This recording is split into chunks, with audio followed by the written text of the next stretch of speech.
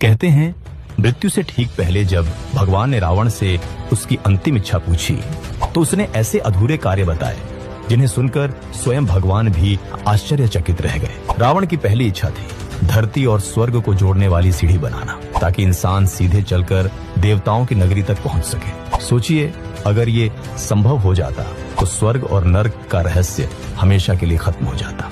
दूसरी इच्छा, वह चाहता था कि कोई भी बच्चा अपने पिता से पहले न मरे। रावण के अनुसार यह दुनिया का सबसे बड़ा अन्याय है।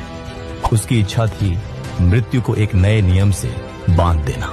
तीसरी इच्छा, उसने सोचा था मनुष्य मृत्यु के समय खुद अपने पाप पुण्य देख सके। इसके लिए वह एक अद्भुत यंत्र बनाना चाहता था जिससे यमराज के दूतों की जरूरत ही खत्म हो जाती और इंसान खुद जान पाता कि उसे स्वर्ग मिलेगा या नर्क। चौथी इच्छा, रावण की नजर सिर्फ मानव जीवन पर ही नहीं बल्कि प्रकृति पर भी। वह चाहता था कि समुद्र का पानी मीठा हो जाए ताकि प्यास से कोई न मरे। सोचिए आज अगर समुद्र मीठे होते तो पूरी दुनिया कैसी होती।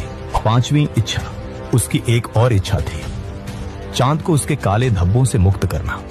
वह चाहता था कि चंद्रमा श्वेत और निर्मल हो जाए, एक ऐसा प्रकाश जो अंधकार को पूरी तरह मिटा दे।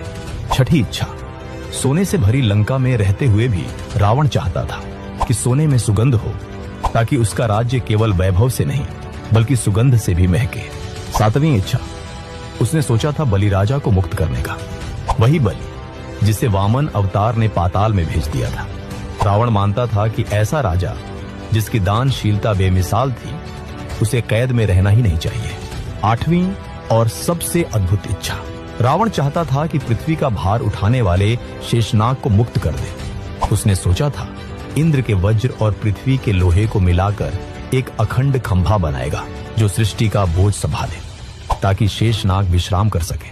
अब सवाल ये है, अगर रावण सच में ये काम पूरे कर देता तो क्या हम आज की दुनिया को पहचान भी पाते हैं? अगर आपको लगता है कि रावण सिर्फ नायक या खलनायक नहीं बल्कि एक रहस्य था तो कमेंट में लिखिए जय श्री राम और इस वीडियो को अपने दोस्तों से शेयर कीजिए।